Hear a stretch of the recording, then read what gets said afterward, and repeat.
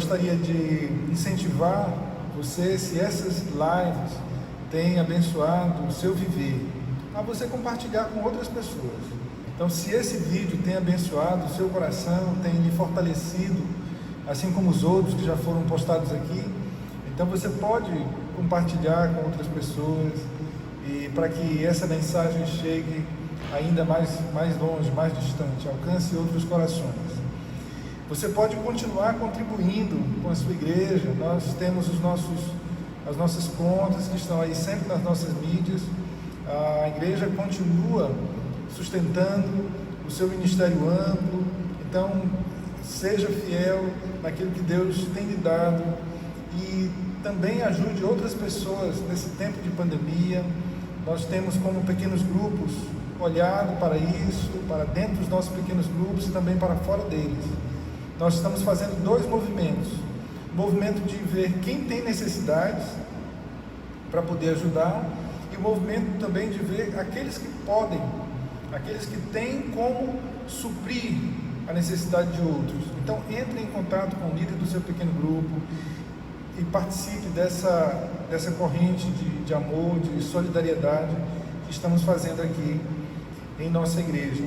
Nós vamos orar, como temos feito, temos colocado as nossas vidas diante de Deus e sabendo que o Senhor está acima de todas as coisas e conosco nessa pandemia.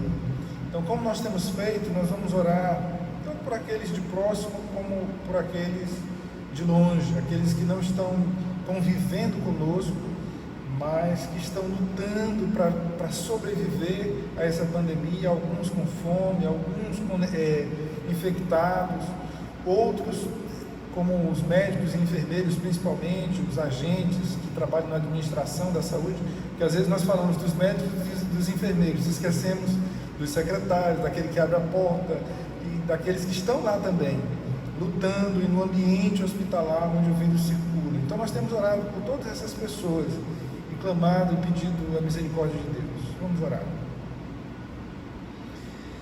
Pai Santo, nós temos certeza de que o Senhor está conosco, está com a humanidade nessa lide tão sofrida, nessa pandemia tão desgastante e mais desgastante para uns, especialmente para aqueles que têm menos, que não têm um emprego fixo, que trabalham de modo como fazendo biscaites ou bicos, de modo informal. E nós pedimos por essas pessoas também, pedimos o suprimento do Senhor, e pedimos que o Senhor nos ajude, nos levante como parceiros dessas pessoas, como quem vai olhar a sua dor, enxergar a sua necessidade e ajudá-las nesse momento. Oramos também por aqueles trabalhadores nos hospitais, e aqueles que estão lá fazendo as fichas, mesmo que não seja o enfermeiro, mesmo que não seja o médico, mas que está exposto também, que o Senhor tenha misericórdia deles, misericórdia dos enfermeiros, dos médicos, há muitos já contaminados, alguns já partiram, e tem misericórdia da família também dessas pessoas, que estão às vezes até separados deles por causa do alto índice de contaminação a que esses profissionais estão sujeitos. Então, que o Senhor tenha misericórdia. Tenha misericórdia, Deus, e da nossa nação, que essa pandemia não venha, Pai, nos dizimar ou dizimar grande parte dos brasileiros, que o Teu olhar de misericórdia retenha essa pandemia. Oro por aqueles ambientes, ó Deus, mais inóspitos, de imensa aglomeração, como as favelas, as vilas, ó Deus, que estão apinhadas de pessoas, e a gente sabe, se o vírus for para lá, a situação vai ficar bem densa, bem drástica, e nós clamamos a Tua misericórdia também por essas pessoas. Abençoa o Teu povo que se congrega na Igreja Equatorial, que o Senhor fortaleça a nossa fé, que nesse tempo de pandemia nós possamos experimentar a graça do Senhor, a misericórdia do Senhor e a bondade do Senhor sobre as nossas vidas. É o que nós te pedimos, ó Deus, e também agradecemos em nome de Jesus. Amém. Quero também informar aos membros da igreja, aos congregados da igreja, que além de poder entregar o seu dízimo, a sua oferta ou a sua contribuição por meio de uma conta bancária, você pode fazê-lo também lá na igreja. Nossos serviços gerais têm ido à igreja 2, 3 vezes por semana, terça, quinta e sábado. Ele tem ido ali de 10 horas até as 14 horas, quando é aquele tempo de maior calor, para abrir, para não deixar a coisa ficar mofada, né? Nós estamos num tempo de inverno aqui, inverno paraense, e com muito mofo, com muito ácaro. Então ele tem vindo para dar permitir que o espaço seja arejado.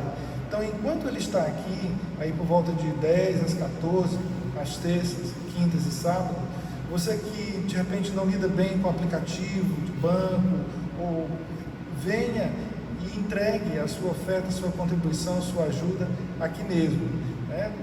Procurando manter o distanciamento. Nós temos máscaras aqui na igreja, nós temos álcool em gel aqui na igreja, para que você possa continuar mantendo a sua devoção na entrega do seu dízimo e da sua oferta, ou da sua contribuição, do seu alimento, para quem precisar. Gostaria de ler com vocês um texto que já é conhecido de vocês para a nossa palavra hoje. Quero ler Gênesis, por favor, Gênesis 37, do 12 até o 32. O texto é longo, mas é uma história cativante, intrigante, e nós vamos então fazer essa leitura. E como foram os irmãos apacentar o rebanho do pai em Siquém, perguntou Israel a José: não apacentam teus irmãos o rebanho em Siquém? Vem, enviar-te-ei a eles. Respondeu-lhe José: eis-me aqui. Disse-lhe Israel: vai agora e vê se vão bem os teus irmãos e o rebanho, e traze-me notícias. Assim o enviou do vale de Hebrom, e ele foi a Siquém.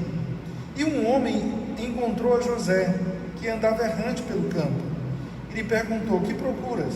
Respondeu: procuro meus irmãos. Dize-me, onde apacentam eles o rebanho? Disse-lhe o homem: foram-se daqui, pois ouvi-os dizer: vamos a Dotã. Então seguiu José atrás dos irmãos e os achou em Dotã. De longe o viram, e antes que chegasse, conspiraram contra ele para o matar. E dizia um ao outro: lá vem o tal sonhador. Vinde, pois, agora, matemo-lo e lancemo-lo numa destas cisternas, e diremos: um animal selvagem o comeu, e vejamos em que lhe darão os sonhos. Mas Rúben, ouvindo isso, livrou-os das mãos deles e disse: não lhe tiremos a vida. Também lhes disse Rúben: não derrameis sangue, lançai nessa cisterna que está no deserto, e não ponhais a mão sobre ele. Isto disse para o livrar deles, a fim de o restituir ao pai. Mas logo que chegou José a seus irmãos, despiram-no da túnica, a túnica talar de mangas compridas que trazia, e tomando-o, lançaram-no na cisterna, vazia e sem água. Ora, sentando-se para comer pão, olharam e viram que uma caravana de ismaelitas vinha de Gileade. Seus camelos traziam aromatas, bálsamo e mirra, que levavam para o Egito. Então disse Judá a seus irmãos: de que nos aproveita matar o nosso irmão e esconder-lhe o sangue? Vinde, vendamo-lo aos ismaelitas, não ponhamos sobre ele a mão, pois é nosso irmão e nossa carne. Seus irmãos concordaram. E passando os mercadores midianitas, os irmãos de José o alçaram e o tiraram da cisterna e o venderam, por 20 ciclos de prata aos ismaelitas. Estes levaram José ao Egito. Tendo Rúben voltado à cisterna, eis que José não estava nela. Então rasgou as suas vestes. E voltando a seus irmãos, disse: não está lá o menino? E eu, para onde irei? Então tomaram a túnica de José, mataram um bode e a molharam no sangue. E enviaram a túnica talar de mangas compridas e fizeram-na levar a seu pai e lhe disseram: achamos isto, vê se é ou não a túnica de teu filho. E até aí tudo bem, até o verso 32 nós já conhecemos a história e temos então um pano de fundo para mais uma lição. Hoje nós vamos para a quarta lição no confinamento, né? Lições de confinamento nessa série que eu estou a tratar com vocês. Eu devo ficar 2 ou 3 mensagens aqui em torno de José do Egito, e essa é a primeira. Eu gostaria de intitular essa mensagem como não confine o seu irmão. Exatamente, nós estamos em tempos de confinamento, mas eu gostaria de falar de um outro confinamento, não do confinamento de ficar recluso em casa apenas. Recluso em casa, nós temos de encarar quem nós somos e quem são os nossos que estão perto da gente. Muito do que está oculto nas relações interpessoais, familiares, vem à tona nesse tempo de confinamento. Pessoas que quase não se viam passam a se ver constantemente ali dentro da casa. Pessoas que quase não conversavam mais, agora terão muito mais tempo para isso. E aí, vão conversar ou vão continuar em silêncio? Muitas vezes, a falta de convivência, a falta de diálogo, de interação dentro de casa, se dá porque as pessoas já se separaram a partir de dentro de si do outro. Elas já colocaram o outro em quarentena e não estão dispostas a se relacionar com elas. E aí a agitação do dia a dia cai bem. É uma boa desculpa para não haver interação mais profunda dentro de casa. Foi o que ocorreu na família de José. Os seus irmãos, o confinaram primeiro dentro de si, depois em uma cova e posteriormente o confinaram para o Egito, para longe de si, o venderam para o Egito. E o que levou aqueles irmãos de José a fazerem isso com ele? O que leva alguém a confinar o outro? Você já foi confinado por alguém? Ou seja, alguém já riscou você da lista dos seus amigos, daquelas pessoas com quem falava, com quem conversava? E você já confinou alguém? Você já tirou também alguém da sua lista, das pessoas mais próximas, e retirou o contato, deixou o contato de falar, de interagir com essas pessoas? Pois bem, o que levou os irmãos de José a confinar? Eu quero listar apenas quatro atitudes que fazem parte desse processo aqui. A primeira é que eles fizeram isso por não compreender o propósito de Deus, os planos de Deus. Olha só o que eles disseram no versículo 20: vinde, pois, agora, e matemo-no, e lancemo-no numa dessas cisternas ou covas, e diremos: uma fera o comeu, e veremos o que será dos seus sonhos. Então esse versículo mostra claramente que eles não haviam entendido o que estava se passando na perspectiva de Deus, no plano de Deus. De fato, ninguém entendia. Quando José começou a contar os seus sonhos, ninguém entendia, nem José mesmo fazia ideia do que aconteceria. E isso não é novidade. Pois quase sempre, meus irmãos, nós não conseguimos alcançar os pensamentos e os propósitos elevados de Deus para a nossa vida e muito menos para a vida dos outros. Outra atitude, uma dupla atitude daqueles irmãos foi inveja e ciúmes.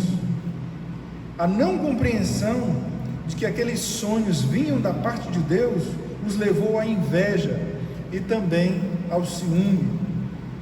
Para piorar, José tinha um lugar privilegiado no coração de seu pai Jacó, pois era o filho da sua velhice.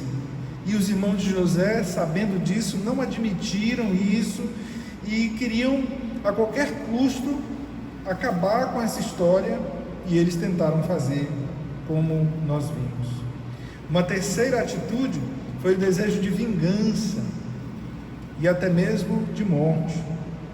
Esse é o estágio em que há o adoecimento interno, por dentro. É quando as incompreensões e a inveja se juntam ao desejo de matar, de acabar com a vida do outro. E muitos fazem isso de forma literal, né? Muitos vão lá e cometem um homicídio porque não estão entendendo a ação do outro, ou porque tem inveja, tem ciúmes, tem raiva e terminam matando o outro. Mas a maioria não mata fisicamente o outro. A maioria comete o suicídio, o homicídio, melhor dizendo, de modo emocional. O homicídio emocional.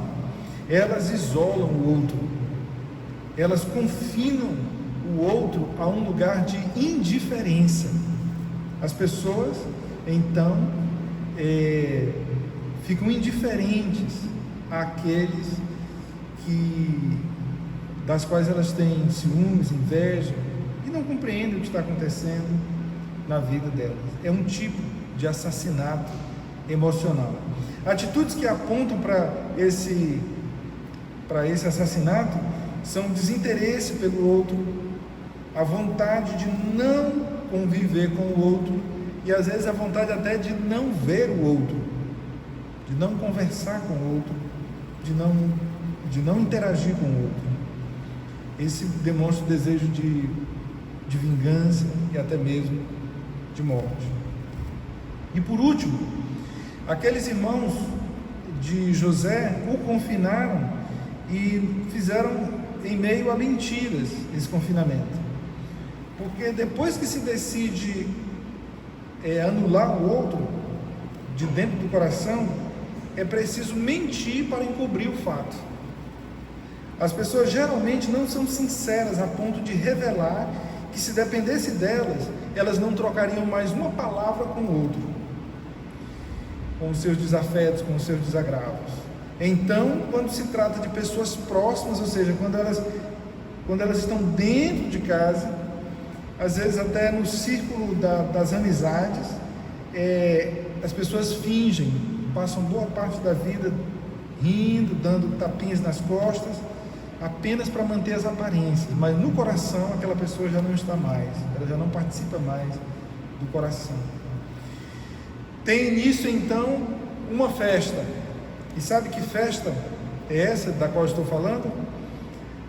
É o baile de máscaras da vida, aquele mesmo baile em que a família de José, a família de Jacó entrou e dele participou por muito tempo. Aliás, esse baile de enganação aconteceu na vida de Jacó, quando Jacó era ainda jovem e enganou seu pai, também matando um animal, e enganou seu pai e enganou a Esaú, tomando a bênção que era para Esaú, o mais velho. E agora Jacó, idoso, envelhecido, é enganado também por seus filhos com uma pele de animal que foi morto, e aliás com o sangue de um animal que foi morto, e colocado o sangue nas vestes que ele mesmo havia dado para José, que Jacó mesmo havia dado para José. As mentiras são irmãs siamesas da inveja e do confinamento interno que fazemos dos outros.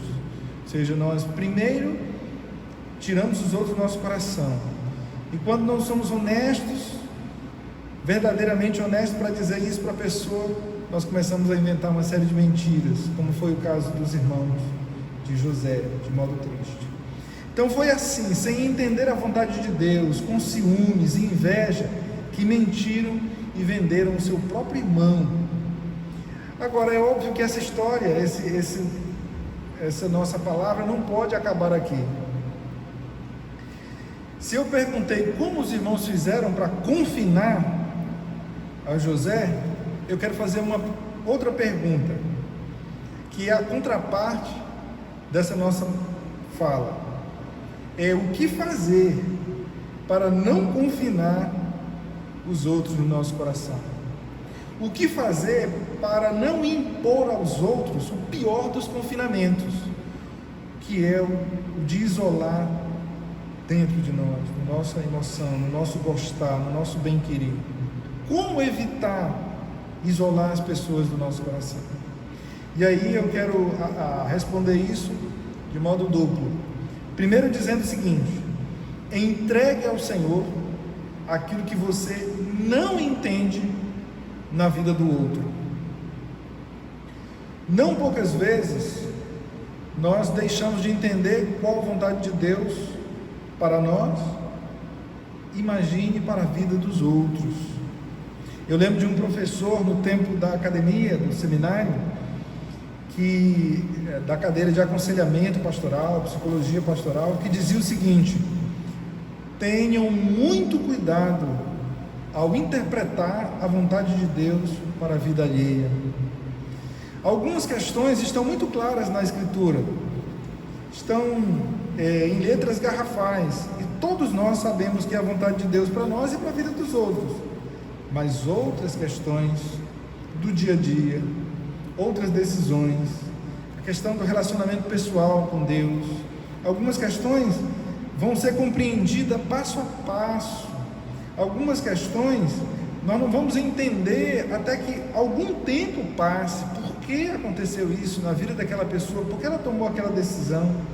Então, em algumas situações eu não vou compreender, você também não vai compreender.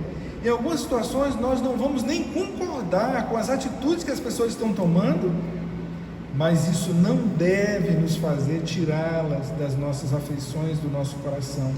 Nós devemos continuar a amá-las, mesmo que nós não compreendamos o que está se passando com elas, porque nós não somos seres oniscientes e capazes de compreender tudo sobre a vida dos outros.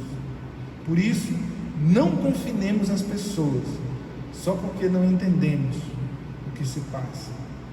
E em segundo lugar, castre a inveja e o ciúme pelo espírito de serviço e de investimento na vida do outro. Isso aqui é muito interessante para nós.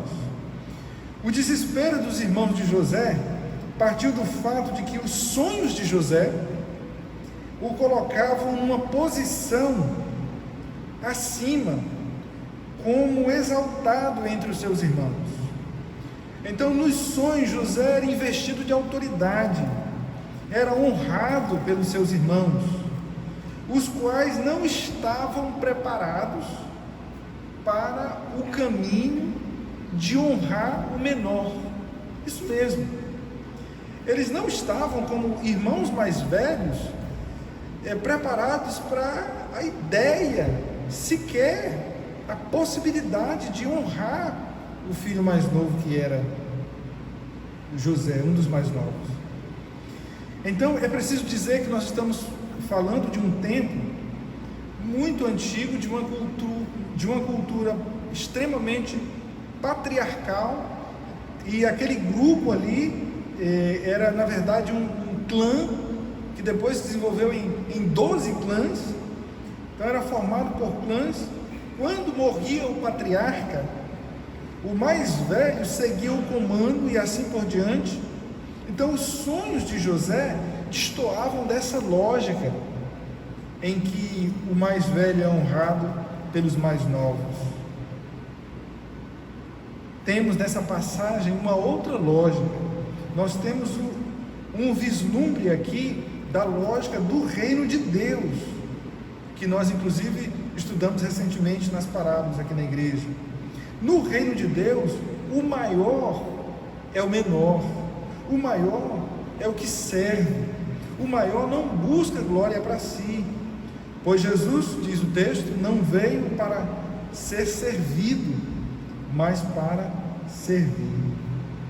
Se essa é a nossa atitude, a mesma de Jesus, aí sim, aí nós podemos ver o nosso irmão crescer e até ir além do que nós já fomos, sem inveja e sem ciúmes.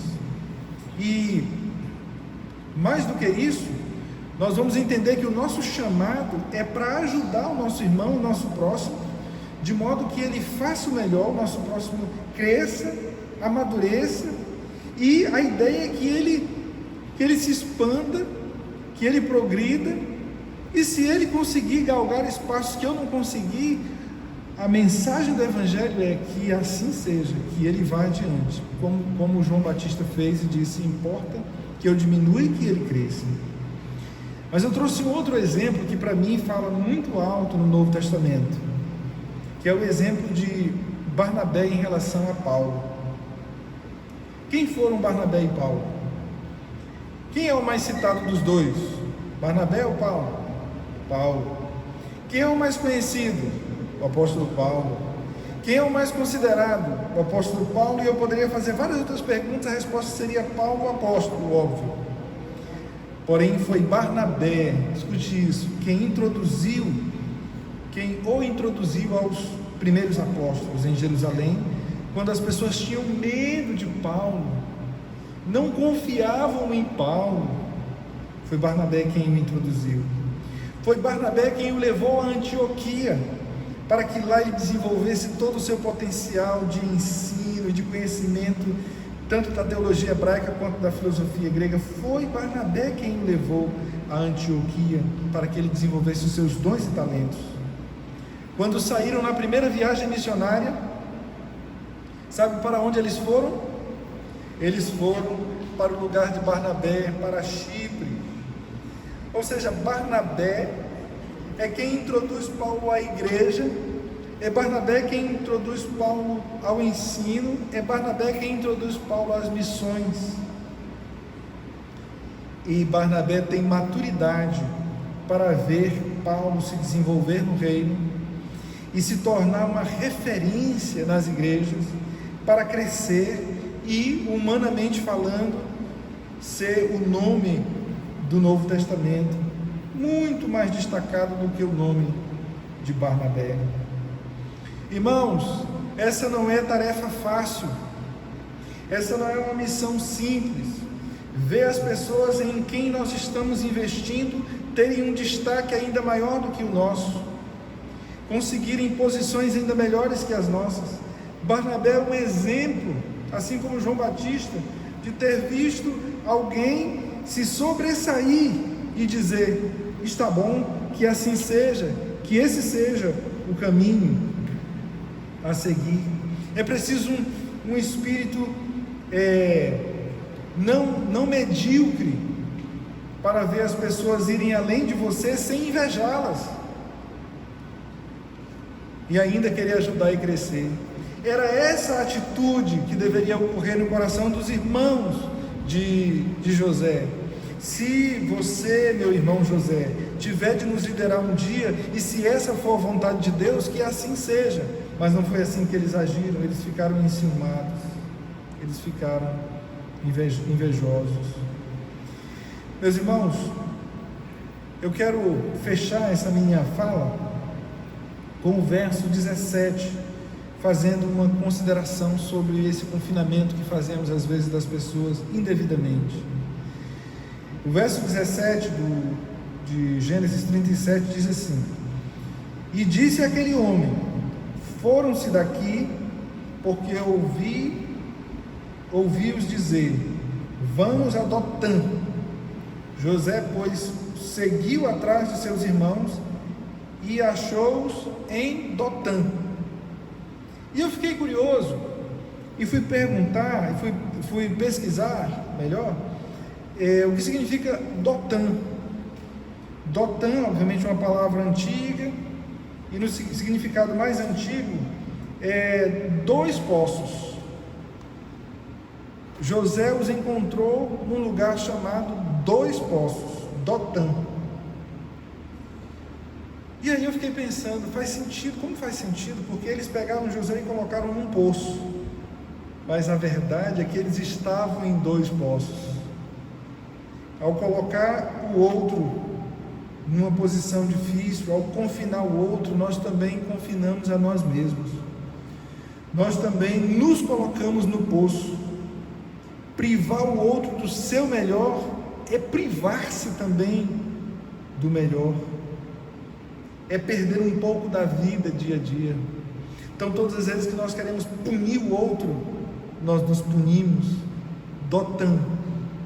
São 2 poços. Não entre no poço de confinar o seu irmão. Não ache que você tem que entender tudo sobre a vida do outro. É impossível. Mas submeta isso a Deus. Submeta e creia que Deus está acima do processo. E se você puder fazer, invista para que o seu irmão cresça, amadureça e vá além, e vá muito além. Quem foi a pessoa que ganhou Billy Graham para Cristo? Você sabe? Pois é, nós não sabemos. Essa pessoa fez o seu papel.